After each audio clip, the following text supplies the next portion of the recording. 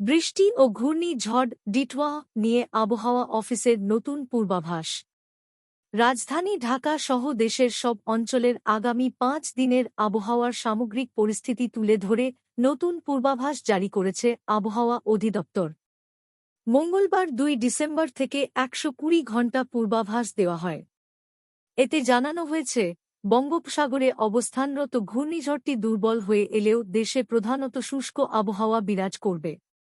ঘূর্ণিঝড় ডিটওয়া পরিস্থিতি। আবহাওয়াবিদ খো. হাফিজুর রহমান বিজ্ঞপ্তিতে জানিয়েছেন, দক্ষিণ পশ্চিম বঙ্গোপসাগর ও তামিলনাড়ু উপকূলীয় অঞ্চলে অবস্থানরত ঘূর্ণিঝড় ডিটওয়া উত্তর দিকে অগ্রসর হলেও এটি ধীরে ধীরে দুর্বল হওয়ার সম্ভাবনা রয়েছে। মঙ্গলবার দুপুর ১২টার দিকে ঘূর্ণিঝড়টি ১১.৫ উত্তর অক্ষাংশ ও ৮০.৫ পূর্ব দ্রাঘিমাংশে অবস্থান করছিল। অন্যদিকে উপমহাদেশীয় উচ্চচাপ বলয়ের বর্ধিতাংশ পশ্চিমবঙ্গ ও সংলগ্ন এলাকায় বিস্তৃত রয়েছে। পরবর্তী ২৪ ঘণ্টা ও তাপমাত্রার পূর্বাভাস। মঙ্গলবার ২ ডিসেম্বর সন্ধ্যা ৬টা থেকে পরবর্তী ২৪ ঘণ্টার জন্য আবহাওয়া অফিস জানিয়েছে, সারা দেশের আকাশ অস্থায়ীভাবে আংশিক মেঘলা থাকতে পারে। সার্বিক আবহাওয়া শুষ্ক থাকবে। রাতের তাপমাত্রা কিছুটা বাড়তে পারে, তবে দিনের তাপমাত্রা সামান্য কমতে পারে। পরবর্তী দিনগুলোর আবহাওয়া।